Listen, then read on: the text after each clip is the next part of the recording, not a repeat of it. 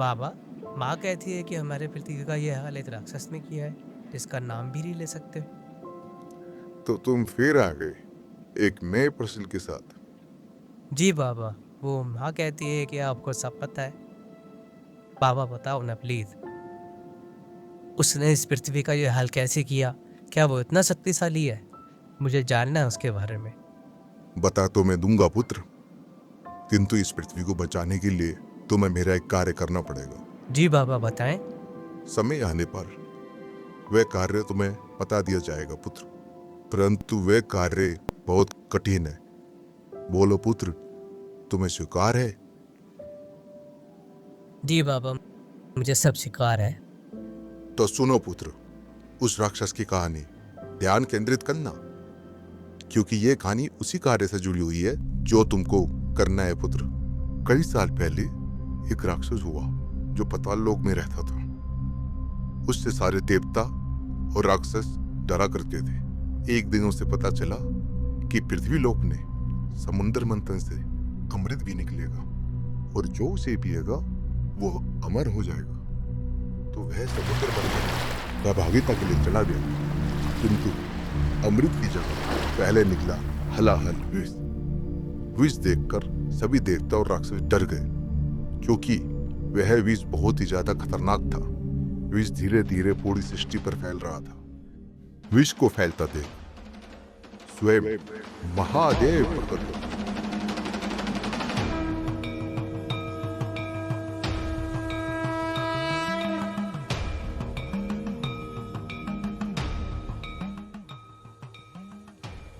और विष ग्रहण किया। उसी क्षण विष की कुछ बूंदे उसी राक्षस के ऊपर जा गिरी, जिससे उसका सारा शरीर समाप्त हो गया, परंतु उसकी आत्मा वहीं स्थिर हो गई। तभी अमृत कलश प्रकट हुआ। अमृत कलश की कुछ बूंदे उसी स्थान पर गिरी जहां उसकी आत्मा थी। दुर्भाग्यवश वो अमर तो हो गया था, किंतु अपने भौतिक रूप में नहीं आ पाया, और उसकी आत्मा कलयुगों में भटकती रही, और हर युग में वह मनुष्यों के मन में बैठकर उनसे गलत कार्य करवाता रहा। और जब कलयुग आरंभ हुआ, तब राजा परीक्षित द्वारा इसे मानवों पर पूर्ण रूप से हावी होने का अवसर मिला। ये मानवों में यौन उत्पीड़न, जुआ, लालच, अहंकार और हिंसा के रूप में उन पर हावी होने लगा। और जब कई मनुष्य इससे प्रभावित होकर अत्यधिक पाप करने लगे और अधर्म अत्यधिक बढ़ गया, तब और कलयुग आरंभ हुआ। अब वह अपने भौतिक रूप में इस पृथ्वी पर आना चाहता था, किंतु वह स्वयं नहीं आ सकता था। तब उसने अपने से प्रभावित कुछ मनुष्यों को, जो अत्यधिक पापी और उसकी सोच को सही मानते थे, उनकी सहायता ली। उन्हीं मनुष्य द्वारा जब उसकी आत्मा को एक काली गुफा में लाया गया और फिर प्रक्रिया आरंभ हुई। कई मास लग गए। फिर एक दिन उसके भौतिक रूप की उत्पत्ति हुई। उत्पत्ति के साथ उसकी शक्तियां भी बड़ी हुई थी, और वह पृथ्वी पर ऐसे युग को लाने में लग गया जहां लोग सिर्फ उसी को भगवान माने, उसका ही कहा माने। फिर पृथ्वी लोक पर उसने मनुष्य द्वारा बनाए गए हथियारों से कई हमले किए और पृथ्वी के अत्यधिक हिस्सों को बंजर और तबाह कर दिया। उसने कई मंदिरों को खंडित किया।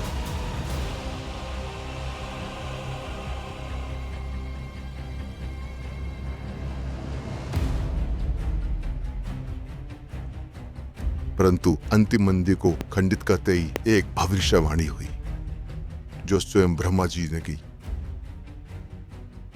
दुष्ट, ये तूने क्या किया? मेरी बनाई दुनिया को ही नष्ट कर दिया। तूने अपनी शक्तियों का दुरुपयोग किया। तुझे अहंकार है ना अपनी उम्रता का? फिर वध होगा।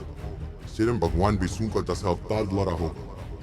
उन्हीं की भुजाओं से तेरा अंत होगा। वो तू जैसे राक्षस के अंत करने के लिए इस धरती पर अवतार ले चुके हैं।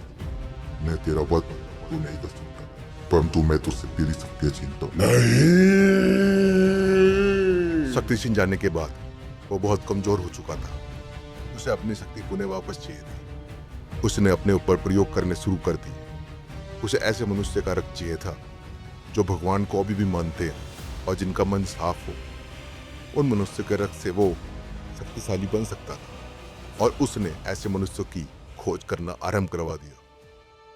उसकी सेना उन्हीं मानवों के रक्त के लिए किले में बंदी बनाकर ले जाने लगे।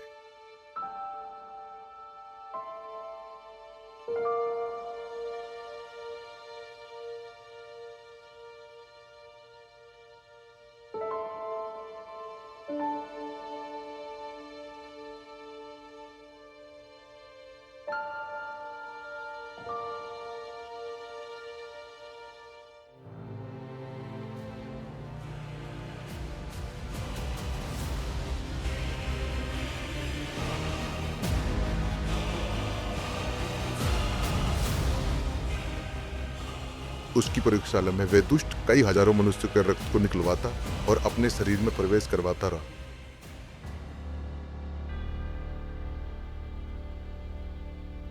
धीरे धीरे उसकी शक्तियां बढ़ रही थी और फिर एक दिन उसकी शक्तियां पुनः वापस मिल गई और इस बार वह कलयुग का सबसे शक्तिशाली अमर अजय दानव के रूप में उत्पन्न हुआ, जिसे लोग कली पुरुष के नाम से जानते हैं। अहंकार और शक्तियों से भरा हुआ कली अपने सबसे बड़े शत्रु दशावतार की खोज में लग गया।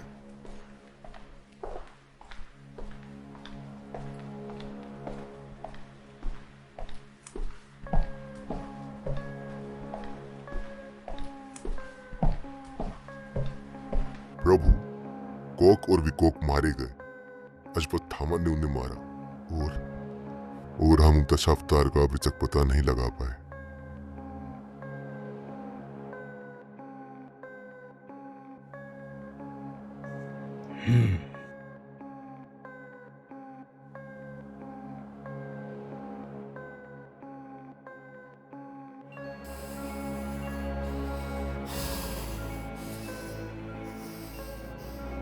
तुम्हें पता है ना, मुझे हार पसंद नहीं है।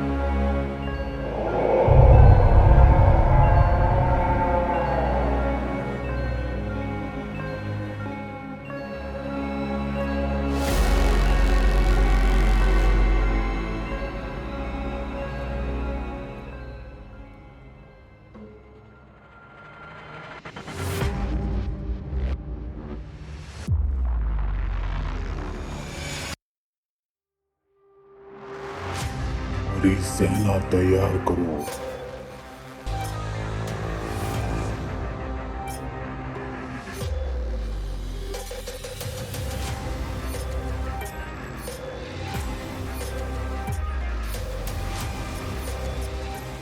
आ रहा हूं मैं, तेरा अंत करने, दशावतार।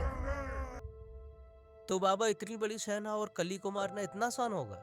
नहीं पुत्र, स्वयं दशावतार को भी सातों चिरंजीवियों की सहायता की आवश्यकता पड़ेगी। पुत्र, जो आपको कार्य बताना था अब उसका समय आ गया है। उसके लिए अब तैयार हो? जी बाबा, बताएं। यह कर्ण का कवच है। इसकी जरूरत होगी दशावतार को। तुम्हें यह कवच उन तक पहुंचाना है। आप साधारण तो नहीं लगते। आप हो कौन? उन सातों चिरंजीवियों में से एक मैं भी हूं, वेद व्यास। लेकिन बाबा, मैं ही क्यों? आप भी तो हमको ये कवच दे सकते हो। क्योंकि पुत्र, तुम कर्ण के आखिरी वंशजों में से एक हो और इस कवच की शक्तियां तुम्हारे हाथों से ही प्रदान करने से सक्रिय होगी। लेकिन बाबा, दशा अवतार मिलेंगे कहाँ? वैसे तो वे संबल ग्राम में निवास करते हैं, परंतु इस समय वे अपनी शिक्षा प्राप्त करने के लिए महेंद्र पर्वत गए। महेंद्र पर्वत? वहां कौन दे रहा है उनको शिक्षा? स्वयं परशुराम।